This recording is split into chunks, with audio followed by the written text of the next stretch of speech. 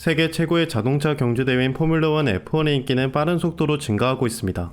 총 22번의 그랑프리 레이스가 열린 지난해 F1의 관중수는 전년 대비 5% 증가해서 최초로 600만 명을 넘었습니다. 2022년에는 570만 명을 기록했는데 이는 코로나 직전에는 2019년과 비교해 무려 36%나 올라간 수치입니다. TV 시청자 수 또한 2020년도부터 4년간 매년 15억 명 수준을 유지하고 있습니다.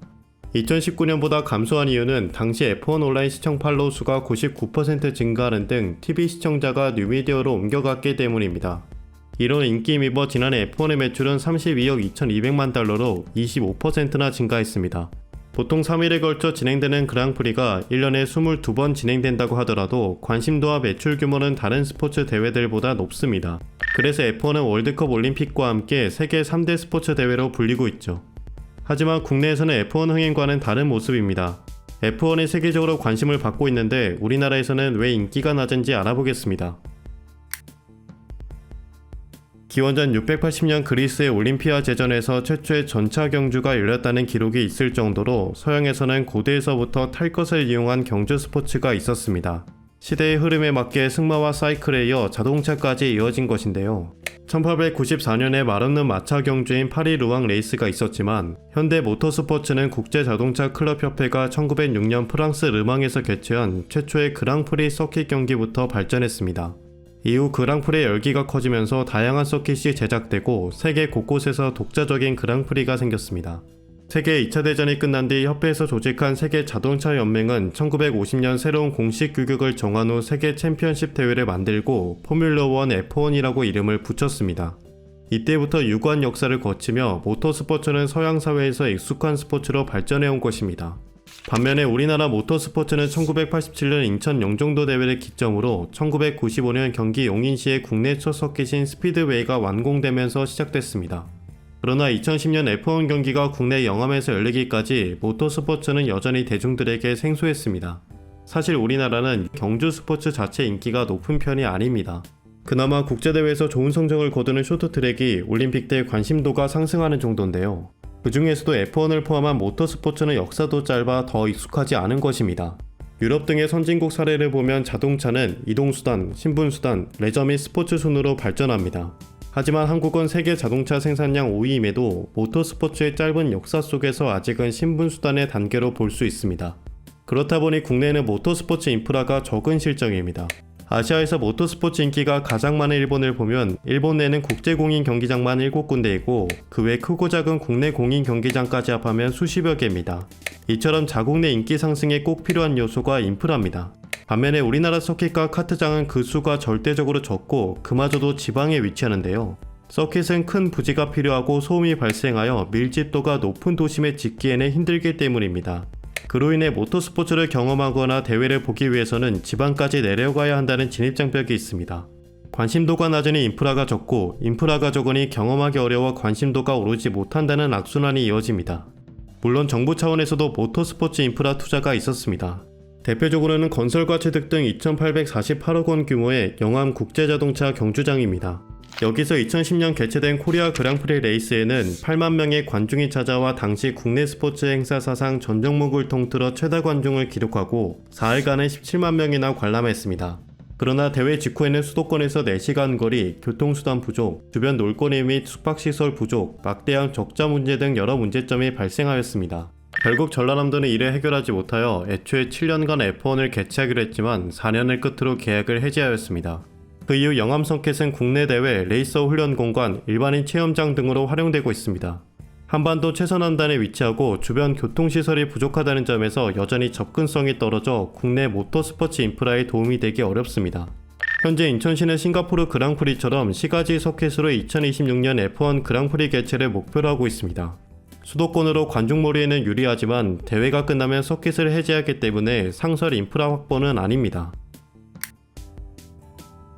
스포츠 관심도를 상승시켜줄 수단으로는 직접 경험인 인프라 외에 간접 경험인 중계 시청이 있습니다. 과거에는 스타스포츠 채널에서 F1 생중계를 유일하게 볼 수 있었지만 영어 중계였습니다. F1은 생소하고 전문성이 필요한 용어들이 많아서 영어 중계라는 점은 초기 입문자에게 더욱이 어려울 수밖에 없습니다.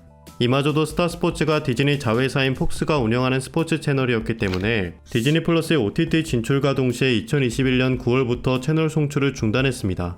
유일했던 F1 생중계를 볼 수 없게 된 것입니다.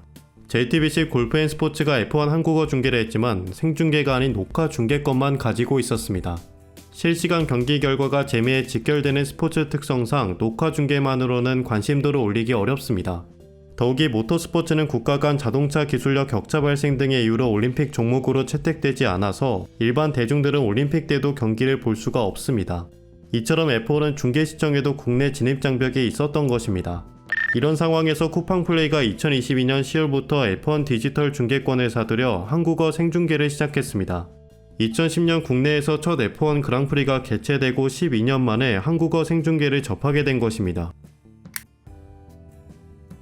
인프라와 관심도 부족은 유소년의 재능 발굴에도 큰 진입장벽으로 작용합니다.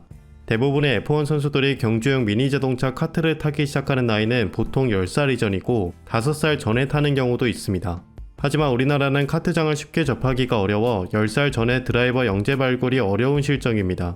부모가 모터스포츠 종사자거나 매니아가 아닌 이상 자녀를 지방에 있는 카트장까지 데려가 체험하도록 하는 경우가 적은 것이죠.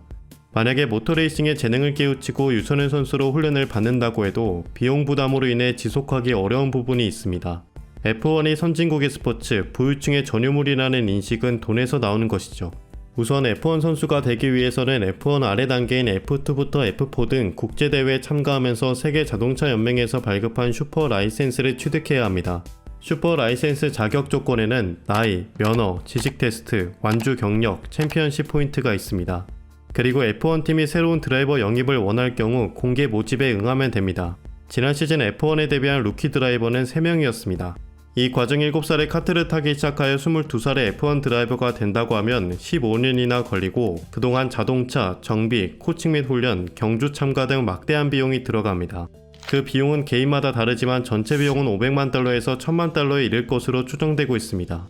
카트 입문 단계에서 10만 달러, 포뮬러 카트 및 F4가 30만 달러에서 50만 달러, F3가 50만 달러에서 80만 달러, F2가 80만 달러에서 100만 달러의 비용이 매년 지출됩니다. 이마저도 각 단계에서 승급하는 것이 오래 걸리면 더 많은 금액이 들게 되죠. 물론 F1 선수들의 한 해 평균 급여는 1340만 달러고 광고 등 경기 외적으로 수익이 발생해 그동안의 비용을 보상받을 수는 있습니다.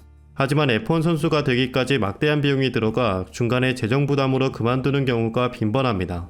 그래서 부유한 가정 출신의 F1 선수들이 많습니다. 예를 들어 랜스 스트롤의 아버지는 캐나다 패션 억만장자이며 막스 베르스타펜의 아버지는 F1 선수 출신입니다. 물론 중산층의 가정에서 자란 경우도 있습니다. 루이스 해밀턴의 아버지 앤소니는 여러 부업을 하고 스폰서 후원 유치를 위해 많은 노력을 기울인 것으로 유명합니다. 키미 라이코넨도 평범한 가정 출신이고 가족은 그의 초기 경력을 위해 집을 파는 등 많은 희생을 치렀습니다. 결국 인기, 재능, 인프라, 비용 등 여러 이유로 아직까지 F1 한국 선수는 없습니다. 가장 많은 F1 드라이버를 배출한 나라는 영국, 미국, 이탈리아며 아시아 국가 중에서는 일본이 21명으로 제일 많습니다. 유명 슈퍼스타가 나오면 자국 내 해당 스포츠의 인지도가 올라가기 마련입니다. 박찬호가 1994년 LA 다저스에 입단하고 활약하자 우리나라는 메이저리그 중계권을 사와 국내에 방영했습니다. 그래서 박찬호가 나올 때마다 경기는 TV 중계됐고 대중들은 자연스레 메이저리그에 관심을 가지기 시작했습니다. 또한 박찬호 경기를 보고 꿈을 키우는 박찬호 키즈들이 나타납니다. 박지성으로 인한 프리미어리그 인기도 마찬가지입니다. 현재도 어린 한국 레이싱 선수들이 F1 진출을 위해 어려운 조건 속에서 훈련을 받으며 성장하고 있습니다. 모터스포츠의 불모지인 한국에서 박찬호, 박지성과 같은 입지적인 선수가 나오고 인프라가 증가하는 등 국내에서도 세계 3대 스포츠 대회 F1의 인기가 높아질 수 있을까요?